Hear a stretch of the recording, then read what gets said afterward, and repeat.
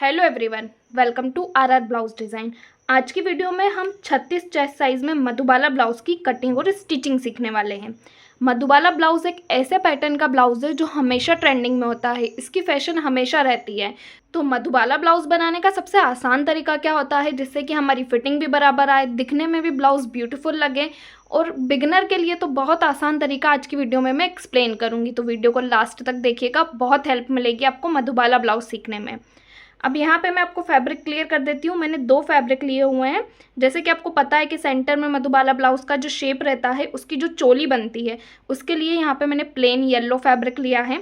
और जो हमारा आसपास का पार्ट रहेगा ना, फ्रंट और बैक का, उसके लिए मैंने ये वाला फैब्रिक लिया है। आप चाहें तो एक ही फैब्रिक से पूरा ब्लाउज़ बना सकते हैं, और 2 फैब्रिक भी यूज़ करेंगे तो डिज़ाइन और अच्छा बनेगा। तो यहाँ पर मैं 2 फैब्रिक यूज़ कर रही हूँ। और जो लाइनिंग वाला फैब्रिक है वो मैंने लिया है 80 सेंटीमीटर, क्योंकि स्लीव में मैं फैब्रिक नहीं लगाऊंगी लाइनिंग वाला। जो मेरी स्लीव रहेगी वो फ्रिल वाली रहेगी, तो वो बिना लाइनिंग के बनेगी।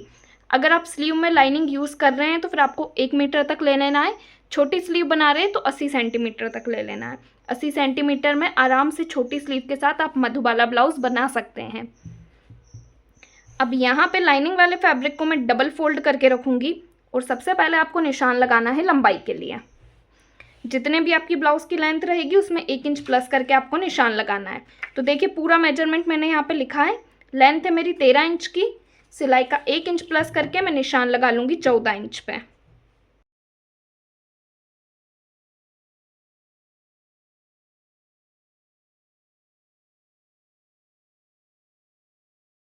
लंबाई का निशान लगाने के बाद दूसरा निशान हम लगाएंगे फुल शोल्डर का हाफ करके। जितना भी आपने फुल शोल्डर का मेजरमेंट लिया होगा उसका हाफ करके आपको निशान लगाना है। तो यहाँ पे मैं अपने फुल शोल्डर देख लूँगी। फुल शोल्डर है मेरे 15 इंच के, तो 15 का हम हाफ करेंगे। तो 15 को कर लेंगे डिवाइड 2। कितना आया मेरा 7.5 इंच। तो यहाँ से मैं शोल्डर का निशान लगाऊंगी 7.5 इंच पे।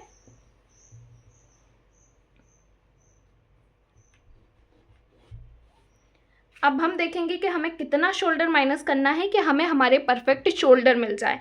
तो इसके लिए हम शोल्डर का फॉर्मूला यूज़ करते हैं। फॉर्मूला क्या होता है? हमारा शोल्डर चार्ट। ये शोल्डर चार्ट में आपको समझ आ जाएगा कि कितना शोल्डर यहाँ से माइनस करना है जिससे कि हमें हमारा परफेक्ट शोल्डर मिल जाए। तो शोल्डर चार्ट देखने के लिए भी आपको पता होना चाहिए कि आप गला कितना डीप बना रहे हो, पीछे का गला आपने कितना डीप रखा है। तो देखिए, यहाँ पीछे की तरफ मुझे चाहिए 3.5 इंच तक की पट्टी। तो सिलाई का 1 इंच प्लस करके मैं निशान लगा लूँगी 4.5 इंच पे। अब ये नेक डीप कितना आ रहा है इसको मैं नाप लूँगी। तो यहाँ से मैं इंच टेप को रखूँगी। तो मेरा नेक डीप कितना आ रहा है? 9.5 इंच। तो 9.5 इंच देख लेंगे हम। 9.5 इंच हमारा ऊपर वाले बॉक्स में आ रहा है। तो कितना हमें माइनस करना होगा फुल शोल्डर में से? 1.6 इंच। कितना माइनस कर दूँगी मैं यहाँ से? 1.6 इंच जितना। यहाँ इंच टेप को रखेंगे और 1.6 इंच हमारा माइनस हो जाएगा। और जितना भी नीचे का बचेगा वो हमारा परफेक्ट शोल्डर रहेगा। तो इसको नाप के चेक कर लेंगे। ये मेरा आ रहा है 5.6 इंच का। इस तरह से आप अपने परफेक्ट शोल्डर निकाल सकते हैं। दूसरा निशान हम लगाएंगे आर्म होल का। आर्म होल का फॉर्मूला हमारा क्या होता है? Chest divide 6। जो भी आपके चेस्ट का साइज़ होगा उसको आपको डिवाइड 6 करना है। मेरे चेस्ट का साइज़ कितना है? 36। इसको डिवाइड 6 किया तो कितना आया? 6 इंच। अब आर्म होल का निशान मेरा लगेगा 6 इंच पे। शोल्डर से आर्म होल वाली लाइन को मिलाएंगे और चेस्ट लाइन को भी स्ट्रेट कर लेंगे। निशान लगा लेंगे चेस्ट के लिए। तो 36 को डिवाइड 4 करके मैं निशान लगाऊंगी 9 इंच पे। 1.5 इंच का सिलाई मार्जिन रहेगा। वेस्ट के लिए निशान लगा लेंगे। तो वेस्ट है मेरी 30 इंच की। 30 को डिवाइड 4 करके मैं निशान लगाऊंगी यहाँ से 7.5 इंच पे। और वेस्ट में मार्जिन रखेंगे 2.5 इंच तक का। चेस्ट लाइन से वेस्ट लाइन को मिलाएंगे। मिलाने के बाद आर्म होल गोलाई का निशान लगाएंगे। तो बैक पार्ट में ये निशान आपको लगाना है 1 इंच पे। यहाँ से 1/2 इंच आपको माइनस करना है आर्म होल को। आर्म होल को 1/2 इंच माइनस कर दिया यहाँ से। अब कर्व को रखेंगे और इसकी गोलाई देंगे। ये 1/2 इंच हम क्यों माइनस करते हैं? क्योंकि जब हम स्लीव अटैच करते हैं तो बैक पार्ट में कोई भी व्रिंकल नहीं आता है, इसलिए यहाँ से आपको 1/2 इंच डाउन करना होता है। आर्म होल की गोलाई देने के बाद अब हम निशान लगाएंगे रेडी शोल्डर का। तो शोल्डर पट्टी जो है मेरी यहाँ पे वो पतली शोल्डर पट्टी है। कितना रेडी शोल्डर है मेरा? सिर्फ 1.75 इंच का। तो सिलाई का मैं इसमें प्लस करूँगी 1 इंच और निशान लगाऊंगी रेडी शोल्डर के लिए 2.75 इंच पे। यहाँ पे मैंने सिलाई का 1 इंच इसलिए प्लस किया क्योंकि हाफ इंच यहाँ से शोल्डर स्टिचिंग में जाएगा, हाफ इंच यहाँ से जाएगा, तो रेडी मुझे कितना मिलेगा? 1.75 इंच। पतली शोल्डर पट्टी के ब्लाउज आजकल बहुत ट्रेंडिंग में है, इसलिए यहाँ पे मैंने शोल्डर कम ही रखा है। अब ये जितना भी बचा है ना वो मेरा नेक रहेगा, तो मैं इसको चेक कर लूँगी मेरा नेक कितने इंच का आ रहा है। मेरा नेक आ रहा है 2.75 इंच का। यहाँ से भी मैं नेक का निशान लगाऊंगी 2.75 इंच पे। एक बॉक्स बनाएंगे और गले का शेप देंगे।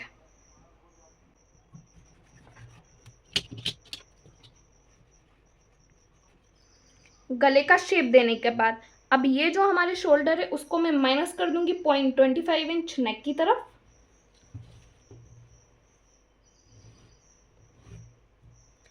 बैक की साइड में हमारा डॉट पॉइंट आता है, तो डॉट पॉइंट के लिए निशान लगा लेंगे। देखिए यहाँ से मैं निशान लगाऊंगी 4.25 इंच पे, यहाँ से भी निशान लगा लूँगी 4.25 इंच पे। लंबाई का निशान हम लगाएंगे 4 इंच पे और दोनों तरफ से इसको सिलाई में कवर करेंगे हाफ इंच। तो यहाँ पे हमारी बैक पार्ट की मार्किंग कंप्लीट हो चुकी है। बैक पार्ट को कट कर लेंगे।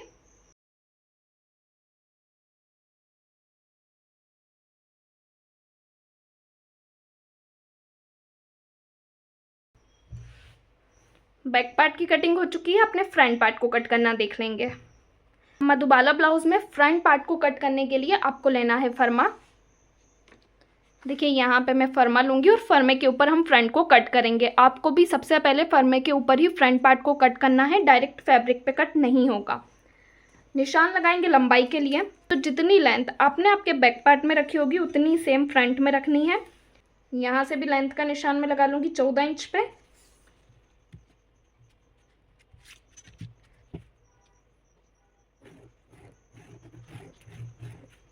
लेंथ का निशान लगाने के बाद अब हम निशान लगाएंगे शोल्डर और आर्म होल का, जो हमने बैक पार्ट से निकाले हुए हैं। फ्रंट हमारा पैक रहेगा, इसलिए इसमें हुकाई पट्टी का मार्जिन आपको नहीं लेना है, डायरेक्ट निशान लगाना है शोल्डर के लिए। तो शोल्डर का निशान यहाँ से मेरा लगेगा 5.6 इंच पे। आर्म होल का निशान मैं लगा लूँगी 6 इंच पे। शोल्डर का निशान लगाएंगे यहाँ से 5.6 इंच पे और आर्म होल से शोल्डर वाली लाइन को मिला लेंगे और चेस्ट लाइन को भी स्ट्रेट कर लेंगे। चेस्ट के लिए निशान लगाएंगे फ्रंट पार्ट में 9 इंच पे। यहाँ पे आपको कुछ भी लूजिंग ऐड नहीं करनी है, डायरेक्ट निशान लगाना है 9 इंच पे। 1.5 इंच का सिलाई मार्जिन रहेगा। आर्म होल गोलाई के लिए निशान लगाएंगे 0.75 इंच पे। शोल्डर से आर्म होल वाली लाइन का आपको निकालना है एक सेंटर। सेंटर से अंदर आएंगे 0.25 इंच और यहाँ से आर्म होल को डाउन करेंगे हाफ इंच। अब आर्म होल की गोलाई देंगे।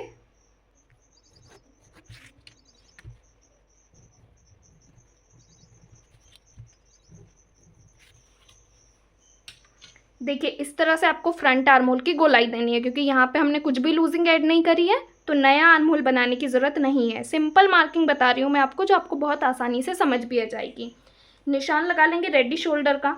रेडी शोल्डर का निशान मैं यहाँ से लगाऊंगी 2.75 इंच पे।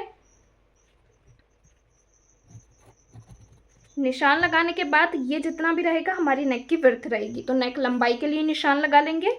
यहाँ से नेक की लंबाई का निशान मैं लगाऊंगी 7 इंच पे। एक बॉक्स बनाएंगे।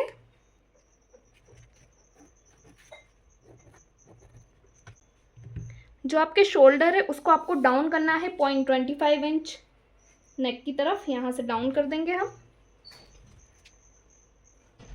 डाउन करने के बाद अब हम अपने गले का शेप देंगे। तो मधुबाला पैटर्न में नेक का शेप कैसे देना होता है इसे ध्यान से समझिएगा। तो यहाँ पे देखिए मेरे नेक की विड्थ कितनी आ रही है 2.75 इंच। अब यहाँ से मैं निशान लगा लूँगी 2 इंच पे। यहाँ से भी निशान लगाऊंगी 2 इंच पे और एक बॉक्स बनाएंगे। बॉक्स बनाने के बाद अब यहाँ पे हमारी टोटल 2 लाइन हो चुकी है, एक तो ऊपर वाली एक नीचे वाली। तो जो नीचे वाली लाइन है उस पर मैं निशान लगा लूँगी 3.5 इंच पे और जो ऊपर वाली लाइन है उस पे आपको निशान लगाना है 2.5 इंच पे। जितने भी इंच पे आपने नीचे वाली लाइन पे निशान लगाया होगा उससे 1 इंच कम पे आपको ऊपर वाली लाइन पे निशान लगाना है। अब इन निशानों को मिलाना कैसे है, तो यहाँ पे आप कर्व ले सकते हैं और इस तरह क्रॉस में मिलाना है। सबसे पहले मिलाने के बाद अब इसको मिलाएंगे ऊपर वाली लाइन से, तो इस तरह से।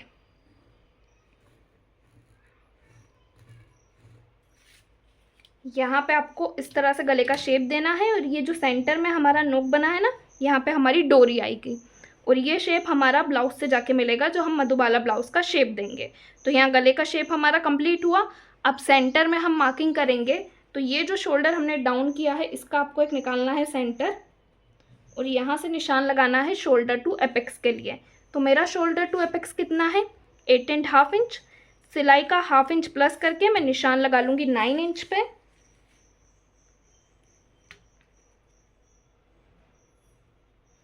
अब निशान लगाएंगे एपेक्स टू एपेक्स के लिए। तो एपेक्स टू एपेक्स चेक कर लूँगी मेरा कितना आ रहा है, 6.5 इंच। 6.5 इंच का सबसे पहले आपको हाफ करना है। तो इसको हाफ करने के लिए सबसे पहले 6.5 को मैं डिवाइड 2 कर लूँगी। कितना आया मेरा, 3.25 इंच। और सिलाई का आपको इसमें प्लस कर लेना है 0.25 इंच। तो 3.25 इंच में सिलाई का प्लस किया 0.25 इंच, कितना आया, 3.5 इंच। एपेक्स टू एपेक्स का निशान कितने इंच पे लगेगा, 3.5 इंच पे। ये हो गया शोल्डर टू एपेक्स और एपेक्स टू एपेक्स। नीचे की तरफ से भी मैं निशान लगा लूँगी 3.5 इंच पे। इन दोनों पॉइंट को मिला लेंगे। मिलाने के बाद ये जो हमारा डॉट पॉइंट है इसको सिलाई में दोनों तरफ से कवर करना है आपको 1-1 इंच। यहाँ से भी 1 इंच और यहाँ से भी 1 इंच। अब मधुबाला ब्लाउज में हमारा बेल्ट आता है ना, तो जहाँ तक आपका बेल्ट आएगा वहाँ आपको निशान लगा लेना है। बेल्ट का निशान मैं लूँगी 2.5 इंच तक। तो 2.5 इंच तक जो आपकी डॉट की लाइन रहेगी ना वो एकदम स्ट्रेट रहेगी। देखिए सबसे पहले बेल्ट के लिए मार्किंग कर लेंगे। अब ये जो डॉट पॉइंट है इसको बेल्ट तक एकदम स्ट्रेट रखेंगे। इस तरह क्रॉस में मिलाएंगे अब जहाँ बेल्ट ख़त्म हो रहा होगा वहाँ से। तो ये आपका डॉट पॉइंट कंप्लीट हो जाएगा। अब ये कितना सिलाई में गया हमारा, इसको चेक कर लेंगे। ये लगभग मेरा सिलाई में गया 2 इंच। तो यहाँ से 2 इंच सिलाई का माइनस करेंगे और निशान लगाएंगे वेस्ट के लिए। वेस्ट है 7.5 इंच की, तो यहाँ से मैं निशान लगा लूँगी 7.5 इंच पे। 1.5 इंच का मार्जिन रहेगा। चेस्ट लाइन से वेस्ट लाइन को मिला लेंगे। ये देखिए इस तरह से आपको पूरी मार्किंग करनी है। अब बेल्ट का निशान हम लास्ट तक लगा लेंगे 2.5 इंच पे। ये बेल्ट कंप्लीट हो जाएगा हमारा। बेल्ट में 1 इंच ऊपर आएंगे और इसको भी क्रॉस में मिला देंगे। इतनी मार्किंग हमारी कंप्लीट हुई। अब हम सेंटर का शेप देंगे। तो सेंटर का शेप या तो आप अपने कप से दे सकते हैं जो हम ब्लाउज में अटैच करते हैं, या फिर आपको चेक करना है कि आपने एपेक्स टू एपेक्स का निशान कितने इंच पे लिया है। तो मैंने 3.5 इंच पे लिया है। यहाँ से भी मैं निशान लगाऊंगी 3.5 इंच पे। मतलब सिंपल सा तरीका है, जितना आपका यहाँ से निशान आया होगा उतना ही आपको यहाँ पे निशान लेना है। अब इसका शेप देंगे। तो शेप देने के लिए आपको इसको गोलाई में मिलाना है इस वाले डॉट पॉइंट से और ऊपर ये जो हमने गले का शेप दिया है इससे।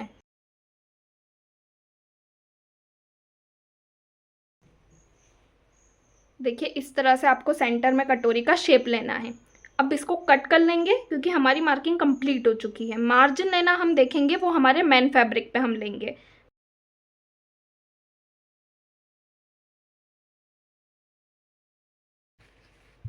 ये देखिए नेक जो ऊपर वाला हमारा लाइन था ना वहाँ तक आपको कट करना है। ये वाली लाइन आपको अभी छोड़ देनी है। इसको हम अब कट करेंगे। देखिए इस तरह से। अब यहाँ पे हम निशान भी लगा लेंगे। यहीं तक हमारा मार्जिन ऐड होगा कटोरी में। यहाँ पे हमारी डोरी आएगी। कटोरी को साइड में रखेंगे। यहाँ पे भी मार्किंग कर लेंगे। बाकी पार्ट को कट करेंगे।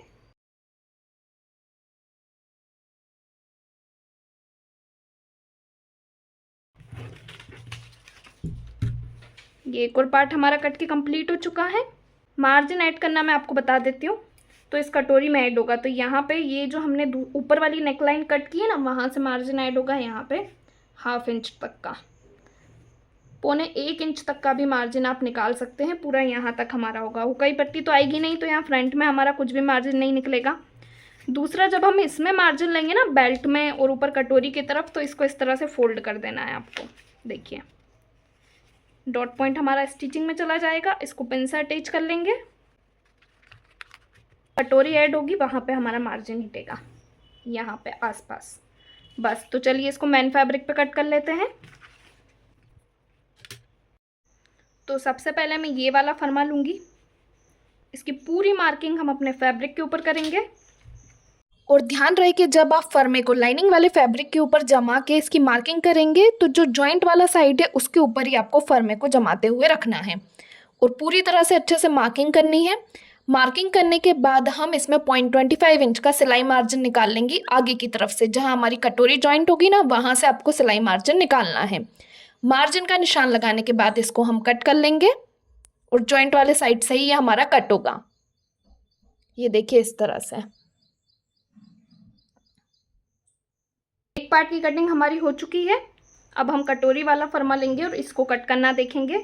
तो कटोरी वाले फर्मे को भी आपको जॉइंट वाली साइड से ही कट करना है।